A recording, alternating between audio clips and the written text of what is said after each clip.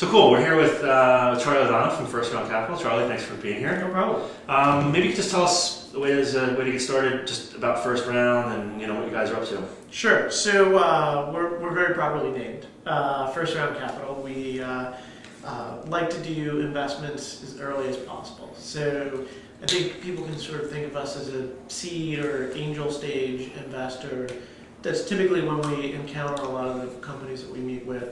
But at the same time, we can follow on, and we're $125-ish million fund, and can do some larger amounts as well. And your founder's based out of Philadelphia. Yes. But you guys are opening an office here in New York and have one in the Valley as well, right? Yeah. So we've got a couple partners in Philly. Rob Hayes is out in San Francisco with a team there. Josh Koppelman and Chris Fralick work out of the Philly office.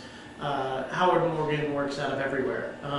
He spends quite a fair bit of time in New York, and will be sort of leading our New York office, which will be open hopefully by the end of the month, if not the first week of March.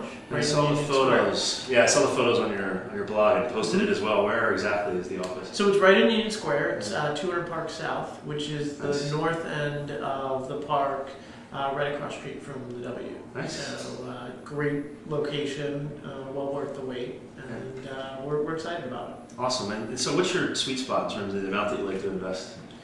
So I think our average, at least in New York, our average deal size has been right around 600 grand. Yeah. But that's kind of a mix between, we've done some smaller initial amounts and some larger initial amounts. I guess it depends on whether or not we're part of a company's initial angel round. Yeah. We'd like to have an opportunity to look at that. Sometimes, companies come to us after they've raised 500 friends and family. They're looking to do a $2 million round or something like that. And we'll certainly take a look at those too. But I think where we feel we add the most value is in the very early stages of a company, the product development cycle.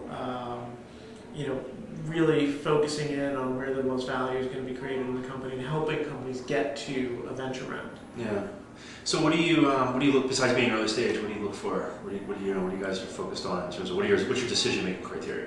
Well, I think a lot of it is trying to figure out where the value inflection points are. When somebody comes in and says, we're raising a $500,000 round.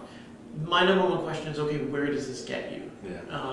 And the answer shouldn't be a year, because that doesn't mean anything. I can't eat a year, but and I'm quite sure you could spend money in a year, but does it lead you to a place where significant value has been created? So if you're in the local market, does it get you to 5 cities? Is 5 cities meaningful for you as a company? Why is that?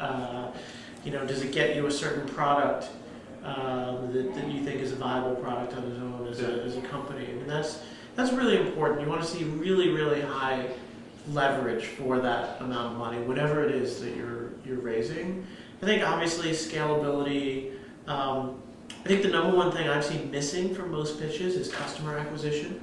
Mm-hmm. How will people find out about this? Can you efficiently acquire customers, and where are they, and how are they going to encounter your application and figure out that you even exist? I mean, I was just talking to an entrepreneur the other day who said, okay, when they come to our site, and I was like, wait, how do they don't know you? How do they even figure out that you exist? So that's really important. What about team? Team's critical. Yeah. But team is sort of an interesting thing, because a lot of the folks that we've backed haven't necessarily been veterans of 8 startups before, and so I think for me personally, I like to see a good match between the product and market and the skill set of the entrepreneur. So if this is a product that really, really needs a strong, hit the ground running kind of sales team, and this is in the DNA of the entrepreneur, and you feel like this is the right person to execute that kind of plan, that's really important.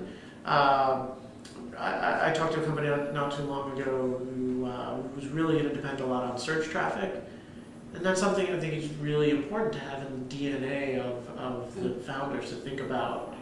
How do you make a well-structured, search-friendly site? And And I think at the early stages we're playing in, there's going to be missing parts to the team. Yeah. I don't think we're necessarily looking for complete teams, but knowing that the pieces that are in place are really strong pieces is important. What do you think about these mentor programs like YCombinator, TechStars, and what do you think about it in general, and how do you guys sort of compare? Well, so I think there's a very wide range, right? I think TechStars and YCombinator have clearly taken a lead, and those fall into a category of incubator programs that come with money. Yeah. And which is always good, because if you can get teams to focus on something for a particular period of time, put a little money in their pocket, I think that helps attract people to it. I think it gives good incentives on the part of the people running the team. There are other kind of incubator programs that are focused on helping people get financing. Yeah. I think those are tough. I would love to see more of those programs focus on helping startups build great companies. Yeah. Because at the end of the day, great companies get funded, not great pitches. Yeah. You can have the best pitch in the world. Yeah. If you don't have a great company in a big market, it's going to really be hard. And at the same time, I think any investor worth their salt can see through a bad pitch to a good product. Yeah. Sometimes you just don't have that front man as part of it, or whoever as part of the team. And so I think a lot of focus should be shifted from, not everybody needs to raise venture funding. I'd probably tell more people not to raise money, to raise smaller amounts of money, or to go out and just start generating revenues. Yeah. That's the best form of financing there is. Financing doesn't come with ownership attached to it. Yeah. The model seems to be, if you read through the lines, they put in $10,000 to $20,000, they get 5 to 7% of the company. You think it's a fair deal? I think it depends. Yeah. I think there are some instances where it could be two college kids working over the summer, and this is maybe the only way that they would ever be able to access any capital and the kind of networks that folks like TechStars and YCombinator could bring to bear. Yeah. So I think that's very valuable to them in that situation. But if you come out of an industry, you've made really good contacts, I sort of feel like most people should be able to raise, through their own social capital, a couple $100,000 of angel financing to get something off the ground. Because I started to think, if you don't have good industry experience somewhere and haven't been connected to successful people, where did you get the idea that this was a good idea? I think a lot of people, when they start their businesses, they're working somewhere for a little while, and that's when they see the opportunity in a market. So it really depends on what the entrepreneur is looking for. Yeah.